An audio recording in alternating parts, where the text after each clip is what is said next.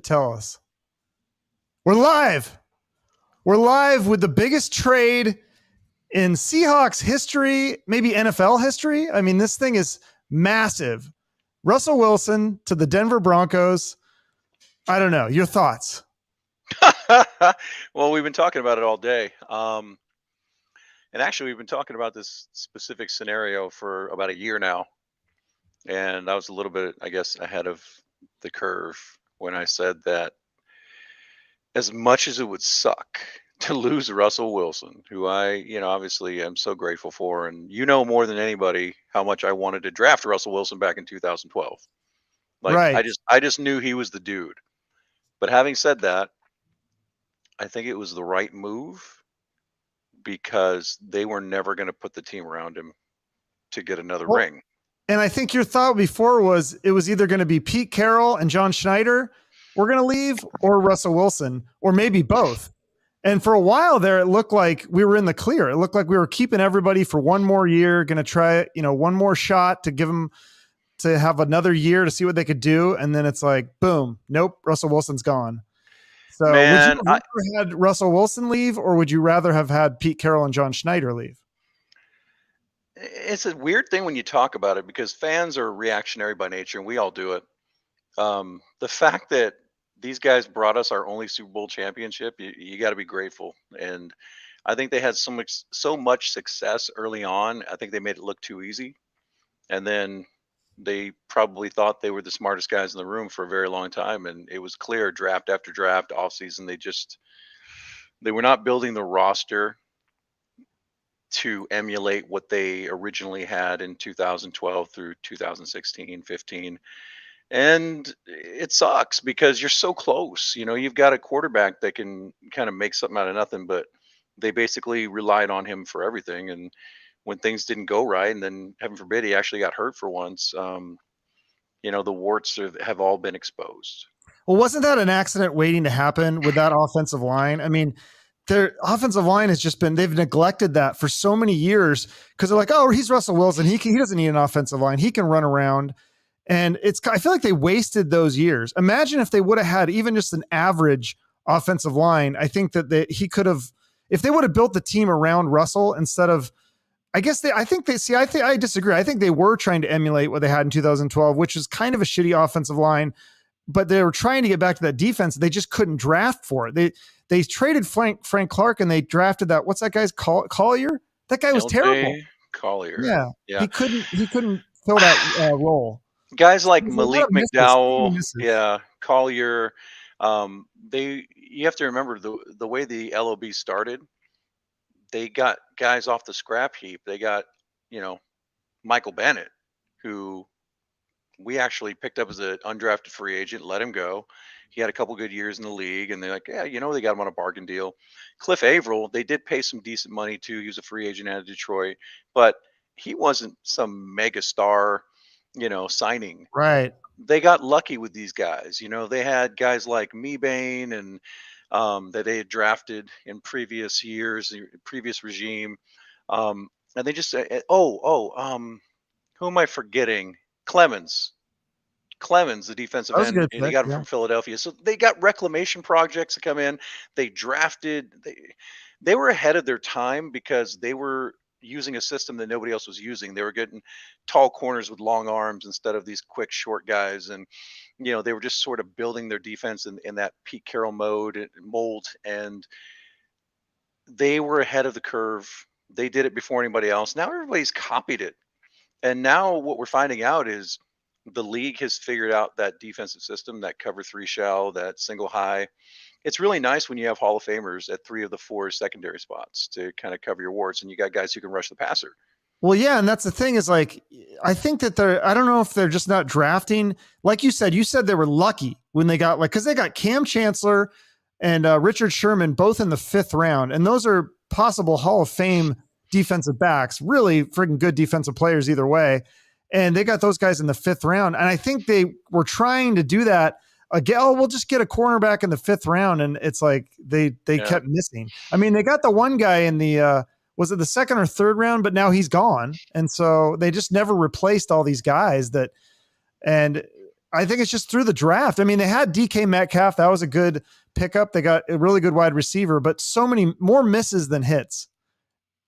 Yeah, and you have to, the main components of those championship type, NFC West champions, the Super Bowl champion team, and then the teams that followed. You had a bunch of day 3 picks. You had Russell Wilson was a 3rd round pick. You had Marshawn Lynch, who was a cast off. Like, he was a 1st round pick, but Buffalo didn't Right. want him anymore. Golden Tate was on that team. He was a 2nd round pick from the previous years. I think 2010. I'm kind of fuzzy on that. But, you know, Breno Giacomini was not a high draft pick.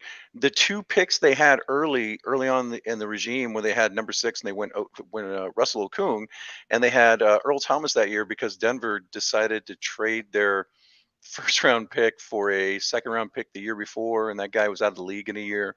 So that was kind of fortunate, but they hit on the early stuff, and then it was just sort of a decline. After they won the Super Bowl, they traded their 1st round pick. They traded down, and they got guys like Paul Richardson and Justin Britt, and they always tried to kind of game the system. Mm-hmm. Well, But they even said recently that Pete actually came out and said we were a little narcissistic and it's like that. We've always said that because they pick these guys that nobody else has them on their draft boards. And you're like, who is this guy? And they think, oh, we're going to turn this guy into a star. And you're going to see this guy is a 1st round pick. And at first they did it. They did it with Russell Wilson and all these other guys. But now they're like, there's so many misses. I mean, Christine Michael, Paul Richardson was okay. Frank Clark was good, but then you traded him. And then you remember Jermaine Ifedi? That was a big whiff. Malik McDowell, that guy never even played for us. He was our 1st pick, and he got hurt, never played it down for us. And Rashad Penny, he looked good in the last couple of games this year, but I mean, in the whatever 3 or 4 years he's played, he's injured all the time. So it's like, and you passed up Nick Chubb, who's like a star running back, to get Rashad Penny. There's just so many of these misses. And then the Collier and Marquise Blair, he was a safety, but then I don't think, did he even start ever? no, and then he got hurt. So the thing that sucks for me is that we've known each other for years. We talk about the draft ridiculously, like way too much, Because it's so important. and It's so and important. but it's not even the guys that they've missed on. It's the guys that you and I have talked about that we really coveted and they passed up on. And that 2017 draft was 2016 and 17 were especially hurtful to me because there were perennial Pro Bowl players available that I liked that they didn't like. I mean, when you have the late 1st round pick and then you trade down in 2017, it's like, okay, well, we just missed out on TJ Watt, Ryan Ramczyk, um, guys like that. And then we moved down a little bit and it's like, okay, well, Buda Baker's still sitting there. Alvin Kamara is still sitting there. Dalvin Cook was another one of those guys that year. And we got a guy that I was absolutely dead set against. And you were a witness. Malik McDowell mailed it in his final year in college and looked nothing like some potential superstar. But they saw the size, they saw the athleticism, they thought they could do something with that. They thought they could turn him into Calais Campbell. And he finally played his first NFL games this year. Oh, did he actually play for another team, of course? And For we the got Browns, yeah, Cleveland. Yeah, just too many picks like that, and then it comes back to bite you. That's why I feel like if you're going to get rid of somebody, I thought they were going to get rid of Pete and John Schneider, but I guess that goes down to the ownership, and so the ownership must have said we're keeping. I mean, honestly, I think they should have all worked it out for one more year, but maybe the damage was done, and it was like those two parties couldn't work together. Here's what I think, and I don't know this for a fact. I think Russ was saying all the right things because he wanted that massive extension. He wanted to be the highest paid quarterback. And I think Pete and John were like, I don't know, man. I don't think that's going to work for us. He still has 2 more years on his deal. So what I think happened was they came to the realization that they were not going to re-sign him. And once they got into that mode, I think it was just a matter of, when, not if. But going back to the who would you keep? And I was pretty vocal about this about 6 months ago when I said, look, this is the perfect time to tear it down. And, Jody Allen is probably a really great person. She didn't buy the Seahawks. She didn't sign up for this. She got it, and part of, with Vulcan and however that whole ownership thing, that conglomerate works. But I'm sure that she's looking for a very nice exit. Just so it's not a liability. It's not something that's going to be on her hands. Just let's sell it to somebody else. And it's extremely valuable asset, obviously. So I think within the next year to 24 months, you're going to see a new owner step up for the Seattle Seahawks. And I think by that time, Pete Carroll will ride off into retirement. John Schneider will probably be somewhere else. And you'll be looking at whichever next quarterback they decide to hitch their wagon to. And I'm pretty vocal about not wanting one of those guys out of this draft, but next year's draft is legitimately, there's some superstar talent there. So do you think, so that's the question then, because what we got to do something for this year. So you don't even have Geno Smith, because I think he got a DUI, so he's gone. Russell Wilson's gone. You got Drew Lock from the Broncos, who I was high on in college. I thought, man, he can throw a really good deep ball. I've seen him make some amazing plays for the Broncos, but I've also seen him make a lot of boneheaded plays.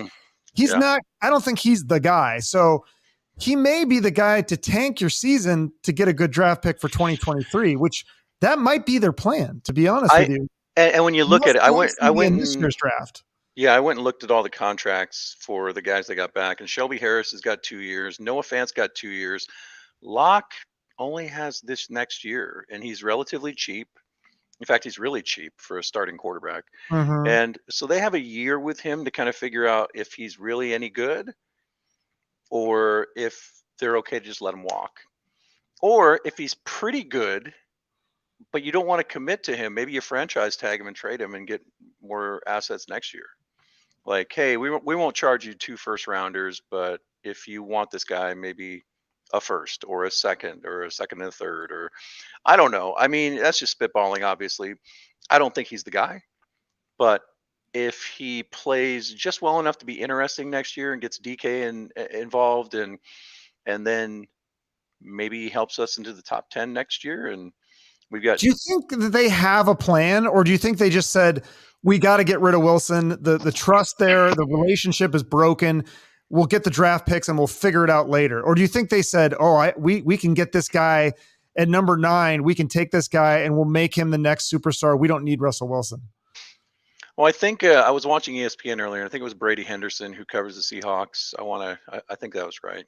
And they were asking him, and he was being interviewed about it. And he said that his information was the Seahawks didn't like any of these quarterbacks this year for the first round.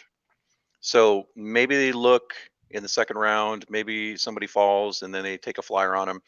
But they don't want to. Do you even believe that? Because didn't they also say like 2 days ago, we're not going to trade Russell Wilson, blah, blah, blah. Like, these guys are full of shit. Like, they always say stuff like that and then they do something different. Well, I'm also very hopeful that that's true, because that's what I've been saying for months. Because you're not a fan of these quarterbacks. I don't. Now here it's like the cost benefit, analysis of like, I don't want one of these guys with a top 40 pick. But after that, we can talk. But that's right, the way. Yeah. Willis has some really intriguing athleticism, but is he a top 10 pick? That's a gamble. But Russell Wilson was a gamble too. So, and they got him in the 3rd round at pick 75. They didn't waste a first round pick guessing. They already had somebody lined up in Matt Flynn, and they thought, okay, we'll just bring this kid in, develop him, and see how it goes. And he just happened to be exactly what I said he was going to be, a really good starting quarterback in the NFL. So, and he was early, because he was, he played in a couple different systems in college. He was very mature. He was, he was just a dynamic player. And Malik Willis has got all that stuff in him, but he's also got mechanical flaws that Wilson didn't have to deal with. He's also sort of like a one read and go kind of guy. Like, if his first read's not there, he's not sitting there progressing through the pocket all the time. And he didn't have to, because he was so talented and he played at Liberty, for crying out loud. He wasn't doing this in the SEC. No knock to him. He's super talented. Pickett's super talented in his own way. Whatever they say about the hand size, but when you're playing in Seattle, you probably need to be able to grip the ball. Wilson has ginormous hands for a 5'11" guy. Did he have bigger hands than Kenny Pickett? I think Wilson.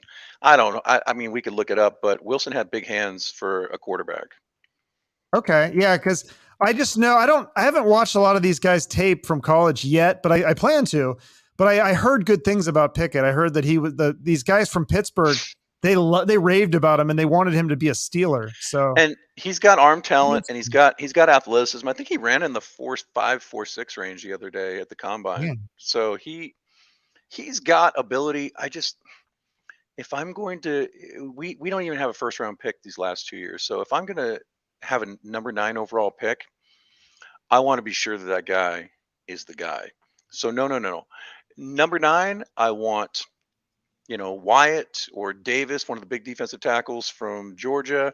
I want an offensive tackle. Maybe somebody slides to 9. Maybe it's Cross, the kid from Mississippi State. Maybe it's Lucas from Washington State. Maybe you trade down a little bit and get Linderbaum, the center from Iowa, who is an absolute stud. so would you rather trade down, like maybe another team likes Willis and Willis is there at 9 and you say, no, we don't want Willis. And you trade down to like 23, but you get a first for next year. Would you do that? So I think I wouldn't go down to 23. But also going down from 9 to 23 probably does not get you a first round pick. You're probably getting an extra second or a third. That's just the way the NFL draft value system works. I would trade down into the Philadelphia range, maybe at the latest, like around 17. That's intriguing because they might need a quarterback. I don't know if they're sold on Jalen Hurts. Well, I think they're going to give it another year because he's young and cheap and he's not costing them anything. And again, if I think the quarterback class is trash, I know they think, that but it's somebody's going to fall in love with one of these guys. And if they're there at 9 and they haven't picked yet, they might trade up with us and it might be worth it. If you can use the lure of somebody's favorite quarterback to move down like 5 or 6 spots and get more picks, then that's okay. But you have to have a guy in mind. You can't just fall back and go, okay, we don't know who's going to be here. Like if you're trading down like that, you're going to miss out on maybe the defensive tackles. You're going to miss out on a couple guys. Like these offensive tackles might not be there anymore. Lucas had a pretty good combine and he's got good tape. So he may soar up those draft boards and all of a sudden you've traded back and you can't get a guy like that. So now you are definitely stuck looking at center and saying, all right, Linderbaum, you're our dude. And then people are going to be upset that you traded Russell Wilson for a center and other stuff. So yeah, it's a big deal. I personally want to get the defensive line and offensive line back to normal or back to. Yeah. But what do you think, Pete and John, based on what we have seen, because you and I always have our guy that we want them to take for the draft, and they've pretty much never taken that guy. I mean, we both liked Russell Wilson, especially, I think I was thinking more, he was like a 4th round pick. And, but obviously worked out him in the 3rd, but for the 1st round picks, they've almost never taken I wanted Jonathan Taylor, the running back, a couple of years ago. I was like, dude, this guy is a stud. And I think he was almost like could have been the MVP if the Colts had been better. He was, you're the one that actually showed him to me first. And I was like, dude, this guy's legit. And I had the guy from the Seahawks draft blog on my show. And we both were like, Jonathan Taylor's the pick for sure. And who did they end up taking? Was it Brooks? Was that the year they took Brooks? Jordan Brooks. He's decent, but Jonathan Taylor, man, imagine if we had him. Jordan Brooks. And remember when we did our mock draft and we did a Zoom meeting during COVID, and I said, Jordan Brooks in the 2nd round is a steal. I didn't know we were going to take him. I didn't know we were going to take him in the 1st round, but I think last year just kind of like validated that pick because I feel like he's come into his own. So now the question is for him, and we're getting off another tangent. I don't think there's any way that Bobby Wagner is a Seahawk next year, not because he's not good enough, but because he's really expensive. And he might just say, dude, you traded Russ, get me out of here. Let me go to a winner. I don't think you can trade that contract. So if they release him, Brooks is going to slide in the middle. Like he's going to go back to his natural spot. So it's a good thing you have him, but also now you're going to have to replace Brooks at outside linebacker. So they have a lot of needs. So what do you think they're going to do? Because like I said, they never do what we think. And they're probably going to do something to piss us off. So what's the thing that they could do that would piss you off the most? Draft a center at number 9? Quarterback. No, draft a quarterback at number 9. That would be worse than a center?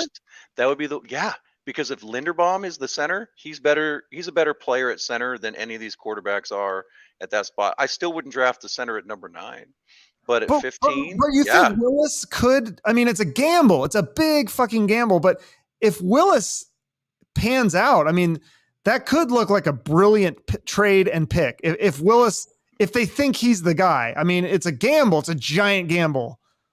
And I feel like they like to gamble. I feel like you would have to have some serious intel that some team in the top 12 is thinking about taking him. Because while some mock drafts are crazy, be like, hey, Malik Willis is going to the Broncos at 9 or whatever. That's nuts. Because you really have to know a guy is a safe pick. Like, you have to believe in your heart that this makes sense. Because you don't have the number 9 pick every year unless you're the Jaguars and you have better, or the Jets. Yeah, you have to make that one count, because we haven't had a pick that high since 2010. But remember Carson Wentz, he had such good workouts and he went to North Dakota State, which isn't great, but everyone's like, oh, his tape and his workouts, and he's the number 2 pick, I think, overall, right? That's crazy for a guy, a quarterback from North Dakota State. I mean, that's a smaller school than Liberty. Before he blew out the knee, he was the favorite for the MVP that year. It's not like he was been trash his entire career. After the knee injury, he sort of slid way back, and I don't know if it's in his head. I don't know if he just doesn't have any confidence anymore, or if teams have just kind of figured him out. But he was lights out until that he blew out his knee that year.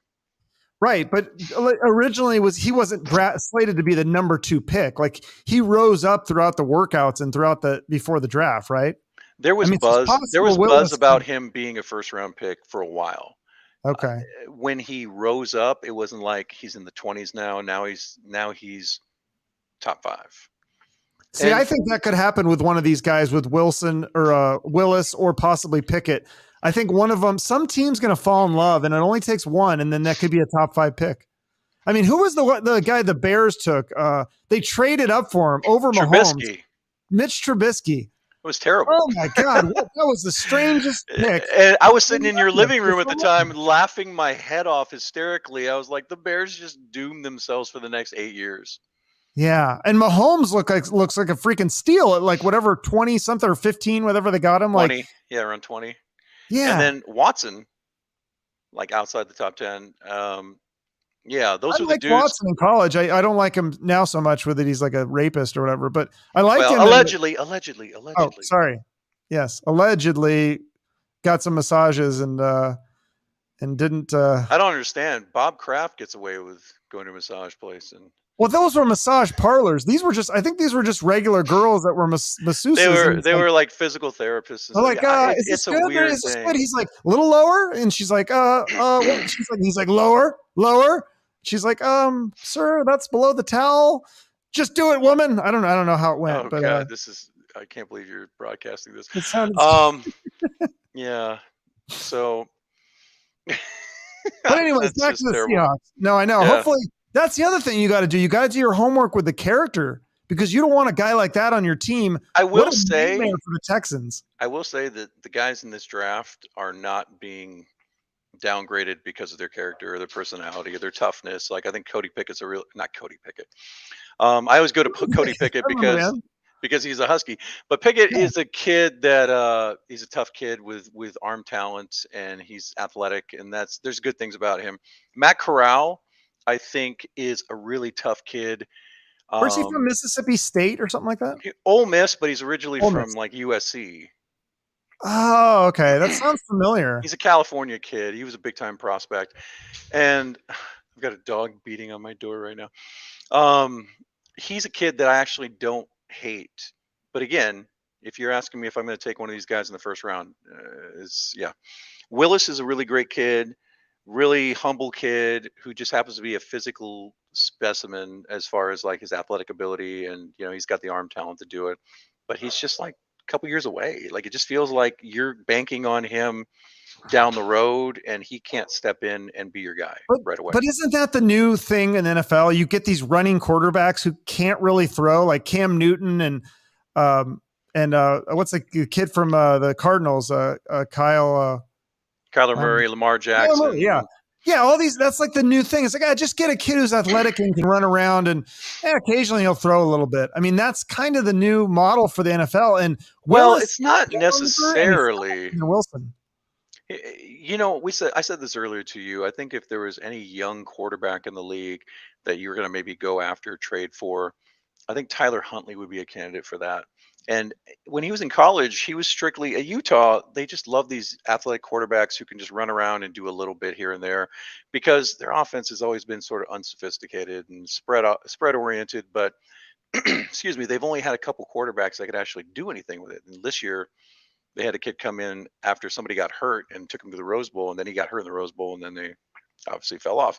But Tyler Huntley's a kid, I think, that has the ability to be a really good starter in this league. I don't know if I think Drew Lock's getting to that point now where we kind of know what he is. He's got a big arm, and maybe he just doesn't have it upstairs, and maybe the accuracy's not there. I don't know, but we're going to have a year of him to figure out what he is at a very low cost and no commitment. I think the Seahawks, I think Pete and John, based on their offensive philosophy, I don't think they ever wanted a really good quarterback. I think they want to build the team on the defense and the running back. And then they want a quarterback who's like average. Like they'd love, I think they want like a Derek Carr. They don't want a superstar quarterback because they want to run the ball, supposedly. But then they never can because they're always behind because their defense sucks. Derek Carr is almost as expensive as Russell Wilson. So that's the dilemma you're going to run into, is that they're never going to find a scrub quarterback who can help them win games, who's going to be cheap for the long term. For long term now. But how many more years does Pete have as a coach? Well, that's the thing. I think they failed miserably at building their defense back up. They failed miserably at the offensive line running game because they just haven't committed to the offensive line. They'll just patchwork it here and there. They drafted Lewis in the 3rd round a couple years ago, and he had a good rookie year, and then he kind of slid back last year. And we don't know if the guy's any good or not. I mean, he could be. They have one aging tackle who needs to be re-signed in Dwayne Brown, and then they have a hole at right tackle for the last I don't know how many years. So, and the center right now, the center position is probably the worst position on the team, like depth-wise, talent-wise, production-wise. If on you the believe Seahawks? if you believe in Pro Football Focus, I think the quarterback's now the worst. Now that we got rid of Well, Wilson. no. I mean, just for a while now, I think if you look at the PFF grades, our centers graded out as some of the worst players I'm sure in the NFL. Our whole offensive line is graded out terrible. I mean, you can see it. You look at the sack count. I mean, some of that's Wilson holding on to the ball a little too long, which that's one thing I won't miss about him being gone is hopefully we get a quarterback who gets rid of the ball quick. Because if you watch Brady and Peyton Manning, they're two of the best. They would get rid of the ball quick. Like by the time the defensive end got to him, the ball was gone usually. So what you're asking for is a special quarterback that doesn't exist in this draft. And I think that the guys that we want are 2023. I think Bryce Young, CJ Stroud, there's other guys coming up. It's just these guys are a big time gamble. And now we have the number 9 pick. We should have the 9 and 10 pick, but apparently we need a strong safety really badly. That was a terrible trade. And I said it at the time, this is a lot to give up for a guy who's a safety, a box safety. I think he had like 1 interception or something when we traded for him. I was like, think about this. Now they're not equal trades.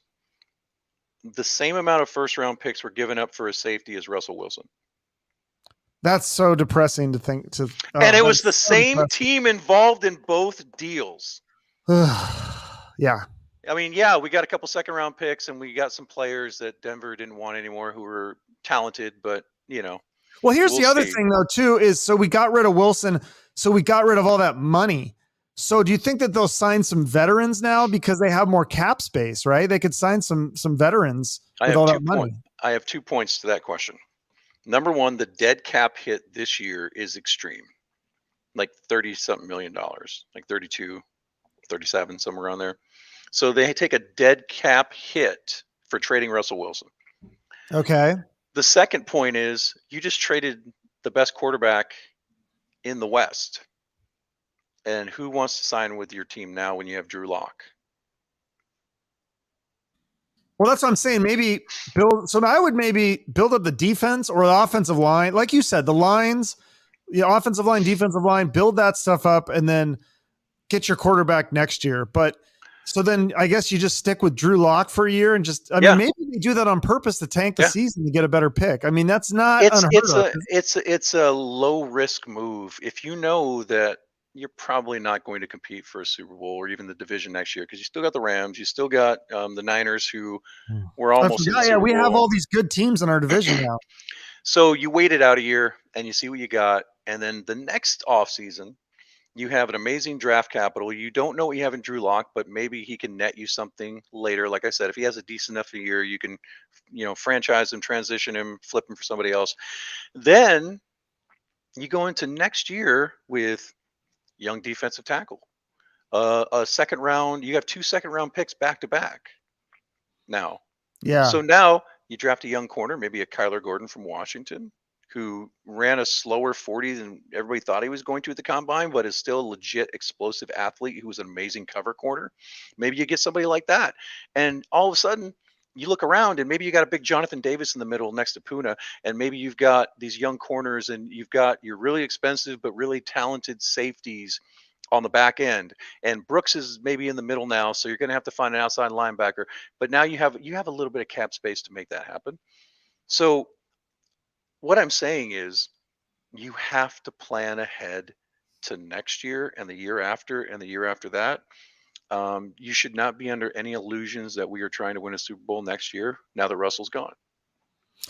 Yeah, so I mean that's one strategy. Somebody mentioned, and Josh Poirier mentioned Minshew. We talked about him too off air about how I like him as a placeholder. I know he's not going to be Peyton Manning, but as a placeholder QB, I actually think he can win some games for you, especially, like I said, if Pete and John do their strategy of, okay, we're going to make the defense really good. We're going to build up all the defense, and they get like just even a semi-decent offensive line, or at least an offensive line that can open up holes for a running back, and they run the ball and they play good defense. I think Minshew could win some games for you. I don't if you're not going to put the game, every game on his shoulders, like, hey, Minshew, you got to go out there and throw 300 yards and get 30 points. If it's like, hey, Minshew, like, just don't turn the ball over and like, we're going to win this game like 17-13. Like, I think he can do that. Well, I said to you earlier, I don't hate that idea, but here's the problem that's going to arise is that he's going to have a cult following no matter where he goes. But coming back to the state of Washington with all you crazy kook fans, if he's not the guy, you guys are going to be real pissed off when they don't keep him around for like extend him. So that's a concern. Yeah. Like I said, I think that 7 and 10 this year got you, and then we tied with 2 other teams, but we ended up having the 10th pick that went to the Jets. Denver had the same record and they got the 9th pick, I think. And so what you're thinking next year is, okay, we're obviously not going to be as good. We're going to be younger because we're going to draft some kids and they've got to kind of step up and develop. But if you're sitting at the end of the season next year with 6-7 wins, and that gets you a top 10 pick again, and now you're combining that with the 1st and 2nd round pick you're going to get from Denver, gosh, Bryce Young is coming out next year, and CJ Stroud from Ohio State is coming out next year, most likely. I don't know. I kind of would rather have a better offensive line, a younger offensive line in place with a defense that has young, exciting guys.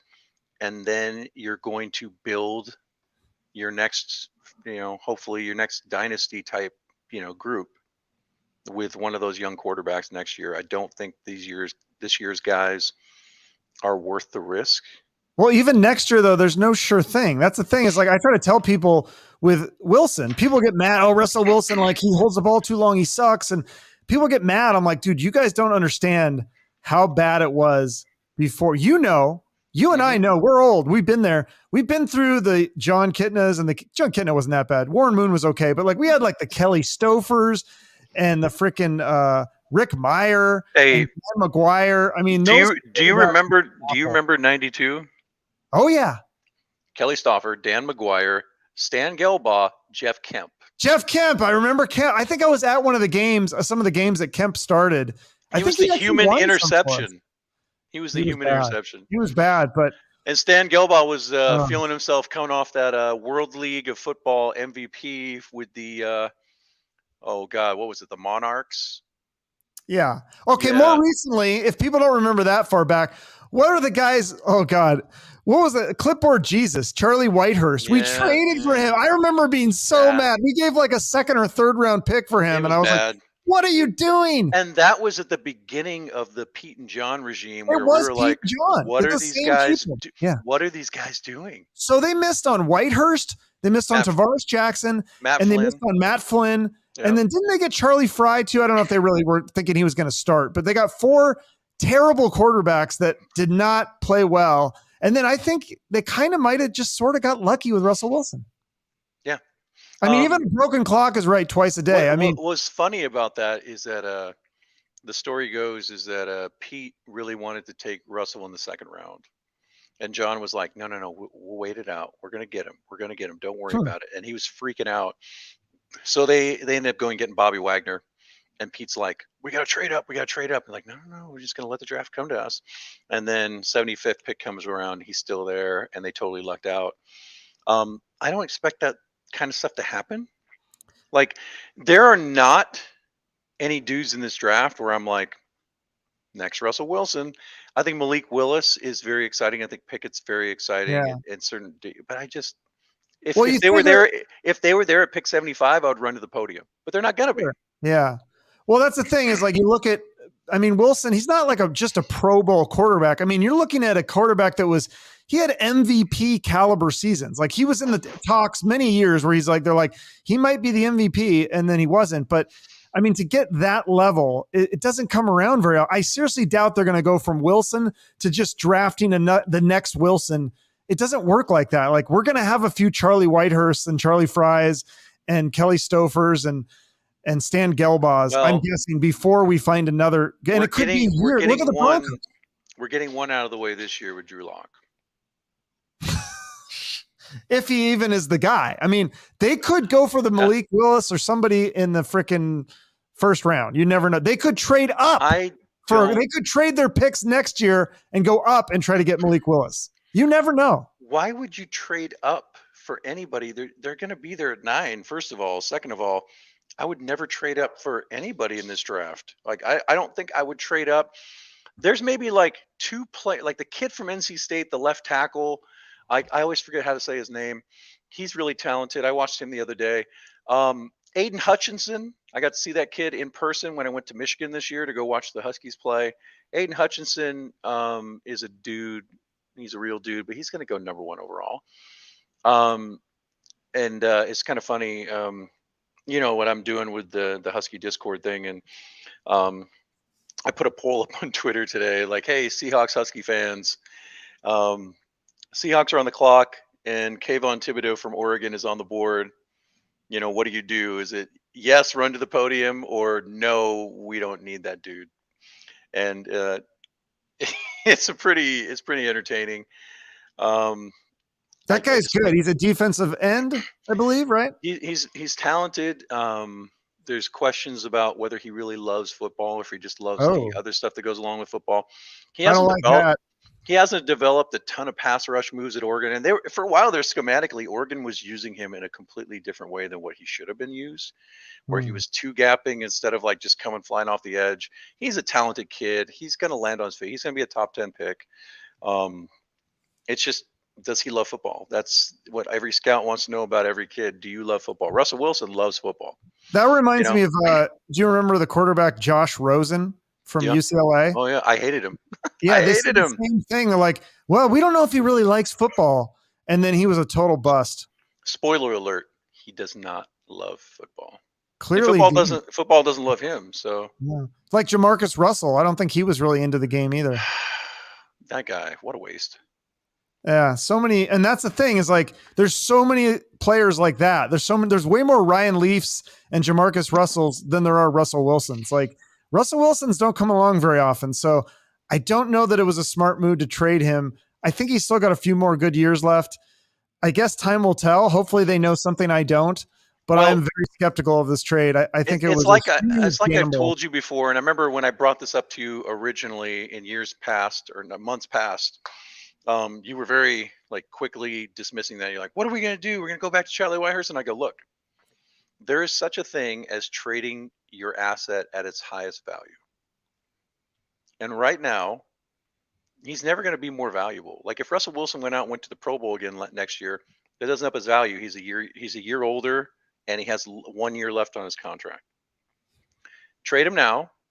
You get out from under that contract in a year with the dead cap hit, and you just got 5 draft picks and 3 players out of it. Okay, well, we could have gotten more. Yeah, we could have, maybe somewhere, but they locked into this deal, and other teams, Washington offered him 3 first-round picks, but probably not much else. They traded him at his highest value. He's 33 years old, so they're not waiting until he's 38 and not getting anything for him, and waiting for him to break down physically. Like there's a risk. I mean, we finally saw him miss games this year. If we get rid of Wilson and then we get a Charlie Whitehurst or some shitty quarter or LJ Collier or the Malik McDowell or all these guys that people are like, who the hell's that? Exactly. You're getting rid of Russell Wilson. I'll tell you what. Guys who aren't going to do shit. And I don't know that I would rather have Russell Wilson. He gives you a better shot of winning a Super Bowl. But we've seen the last 5 years what happens when you have Russell and a few guys and we don't have the team around him. Well, they didn't give him an offensive line, and they didn't really give him. And they were never going to. And they kept using contract as an excuse, like Russell makes too much money. You're going to have to get by. We still need, because it's a defensive head coach that is afraid. Now think about this: a defensive coach like Pete Carroll takes pride in his defense. I'm spending $30-something million on my quarterback now. I have to divert the funds back to the defense so I'm not embarrassed. An offensive head coach would have been like, I'm going to throw all the money into the offense, and defense, we're going to draft a bunch of young guys and hope they pan out. Just keep them under 30 so we can win. So, but like, why do they? So we've got Russell. We had Russell Wilson. We had Russell Wilson, and we had Tyler Lockett and DK Metcalf. DK Metcalf, 2 great wide receivers. So what did we do? We only have 3 picks last year. We drafted a wide receiver with our first pick, Dwayne Eskridge, who didn't do shit. He may be great in the league in a couple of years or next year, but I mean, was that really the best pick when you have a 2nd round pick that's typically a starter? And you could have had an offensive lineman or as a player, I liked his film. As a need, we let Creed Humphrey go, and he was an all-pro type Pro Bowl rookie center for the Chiefs this year from Oklahoma. So in hindsight, that's one of those hindsight picks where if you draft Creed Humphrey, maybe Russell never hits his hand on Aaron Donald's helmet, and maybe, just maybe, we didn't stink it up this year, and who knows what happens. But I will say this: I'd rather have an all-pro center than a 3rd wide receiver any day. And I like wide receivers. I coach wide receivers. I think there's value there. But when you already have DK and you already have Tyler Lockett, who is a phenomenal technician, I mean, they went out of their way to not help Russell Wilson along the offensive line. Well, and I just keep going back to Jonathan Taylor. I think he's such a stud running back. Imagine you have Russell Wilson and Jonathan Taylor and DK Metcalf and Tyler Lockett. I mean, it's like, pick your poison. If they had gotten even a mediocre offensive line, we could have lit it up with that. I mean, because we really haven't had a good running back in the last few years. Because what's his face is always hurt. They're all always hurt. Carson's always hurt, then Penny's hurt, and then you're going to these like 3rd and 4th string guys. You know who's not always hurt? Jonathan Taylor, Jonathan Taylor, and Nick Chubb, Eric Henry, all guys we could have had. All guys that we've coveted over the years that have not gone to us, and that's fine, whatever. But Taylor, man, he's such a stud, and he would have been in year 2. I mean, you give Wilson another 5 years. He actually wanted to play with Russ and be a Seahawk. Yeah, because they're both Wisconsin players. Mm-hmm. Ugh, that would have so depressing. Yeah. It sucks. And if we hadn't traded for the box safety and we had those picks and we spent those picks on offensive linemen and maybe a couple defensive players, oh man, it's just so many bad moves. And I feel like this is just another one of those bad moves. I really do think we're going to come to regret this. I hope I'm wrong. I hope they draft a quarterback either this year or next year. And I hope that it's like the next Russell Wilson, but All I just this don't think those guys does, come along very often. all this does is speeds up the process one way or another. And hear me out on this. So if the next quarterback after Drew Lock is a dud, whoever it is, the regime's going to get fired and they're going to hire somebody else and we're going to start over with new people. If the next guy is actually a good player and they've spent these picks this year on getting younger and better on the defensive line, offensive line, Pete walks away a genius when he finally retires. John Schneider is validated again. New ownership goes gung ho with all the cap space they're going to have and says, "All right, let's go win a championship again." So I I think it think was they're a going to fuck it up. necessary. It was a necessary reset. We needed to do it. You can't be in the middle. You can't be mediocre in the NFL. You either got to be really good or really bad and reset everything and build back up. The Bengals are finally doing the right thing because they got their guy. They got Joe Burrow. They got So when you get your guy, Jamar Chase. why the fuck would you ever get rid of him? I don't get it. I mean, Wilson is not done. He still has 5 or 7 or 8 years left. They've had him I don't though know. for 10 seasons. It's not like they just got rid of him. They got as much as humanly possible. He never missed a game until his 10th season. They got all the value out of him. They got 2 Super Bowl appearances, 1 championship. They sold a lot of jerseys. They sold a lot of tickets. They won a lot of games. They won the division multiple times. I'm going to make a prediction right now. Russell Wilson is going to win a Super Bowl with the Denver Broncos. I think it's going to happen. It's going to be like Brady going to the Buccaneers. It's just like he's going to be so driven right now to prove the Seahawks wrong. And he's got the management and he's got John Elway over there on the Broncos. That guy knows how to win Super Bowls. He's won a few as a player and then he's won as a manager. I lost you. Where'd your sound go?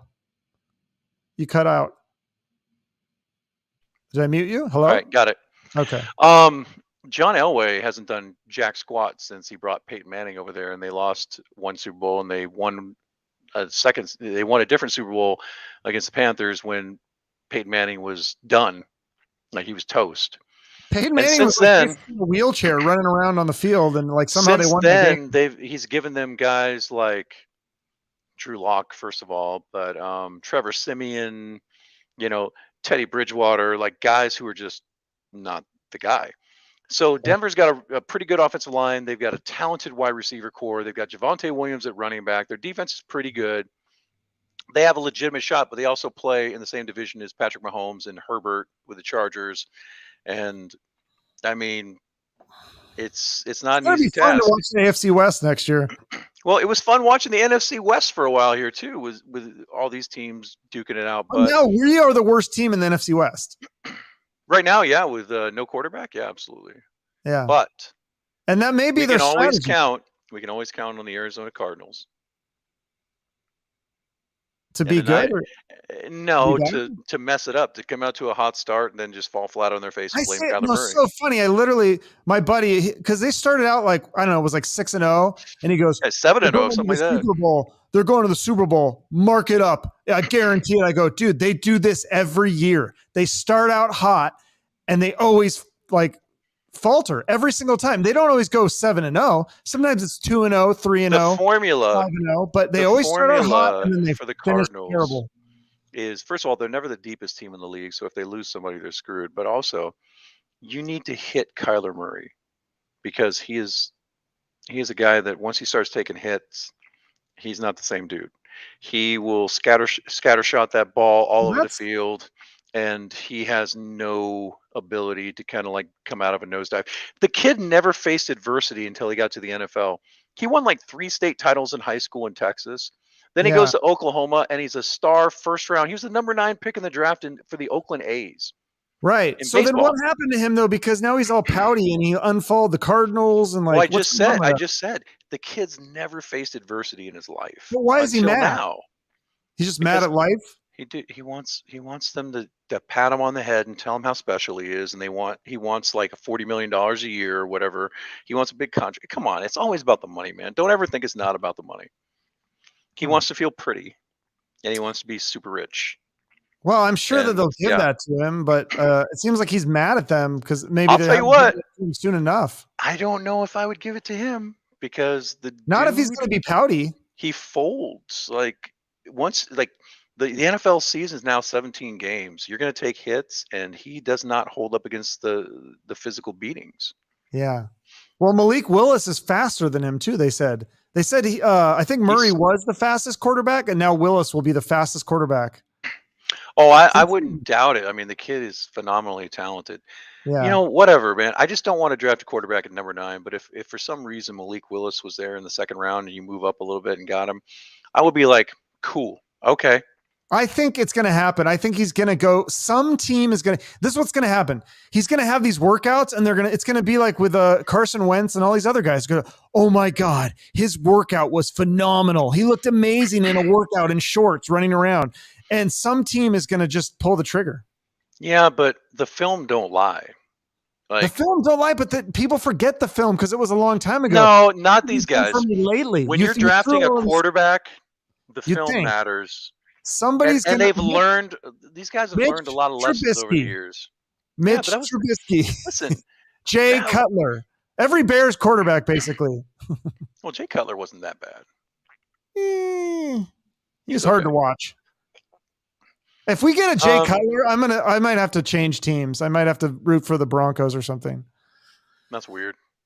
No, you grew up a Seahawks fan in the AFC West. You can't root for the Broncos. I stuck with him through this season. It was awful. I don't know how your brother's a Chargers fan, but I think he's come back to the Seahawks.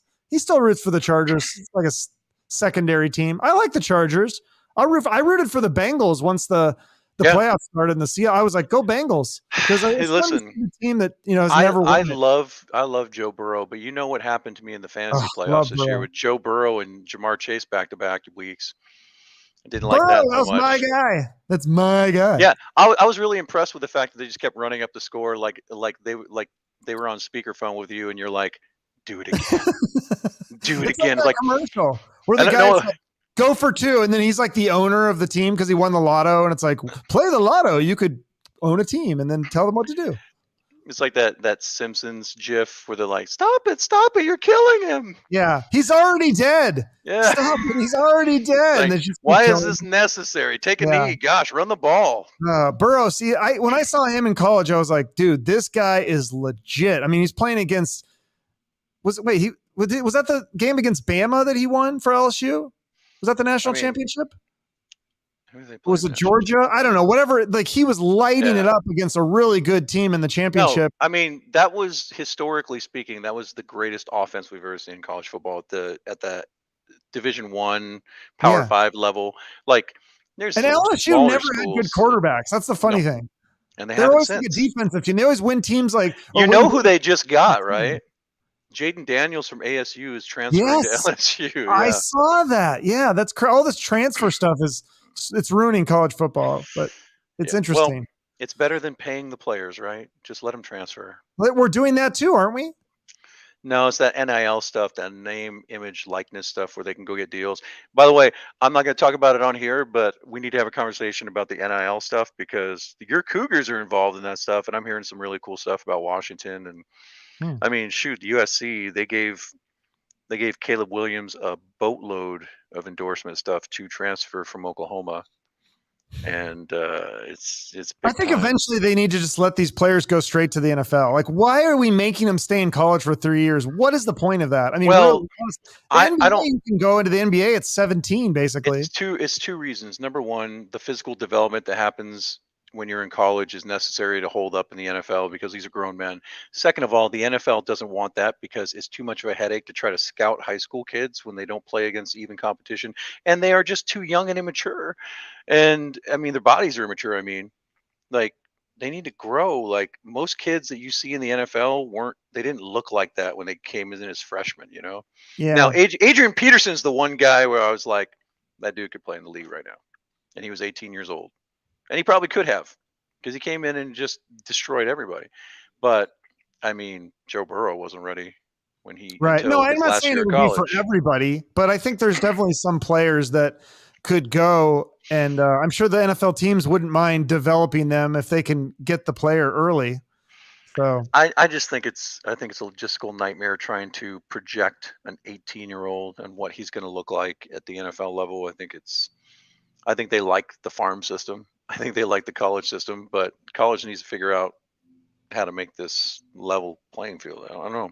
It's going to be yeah, weird. well, it'll be interesting. So we got a draft coming up, so we'll have to go live again and talk more about the draft and nerd out about that. But thanks for doing this, and my heart is broken. I love Russell Wilson; he was a great player, but hopefully they made a good decision. I don't think they did. I think they screwed up. I think we're going to be terrible. But hopefully, I'm wrong, and we prosper from this trade. Yeah, you know how I feel about Russ. I love the guy. I've never met him, but I love the guy, and the guy's heart's always been pretty much in the right place. He gives back to the community. He's a philanthropist. He's a corny dude who says a lot of funny stuff, but I mean, the guy was always giving us a shot to win. So, Yep. it sucks to see him go, but it's time to, clean the slate, move on. All right, we'll see what happens. We have this record as a record to our predictions, so Yeah. we'll see what happens. It's going to be rough next year. Let's just not kid ourselves. It's going to be Yeah. interesting, but it's going to be rough. Probably. Hopefully we're wrong. Hopefully maybe they'll take a quarterback that we never heard of and the guy will blow up and be amazing, but I don't think that's going to happen. So Yeah. we'll see. All right. Thanks, man. All right, man. Thanks for coming on. See you guys later.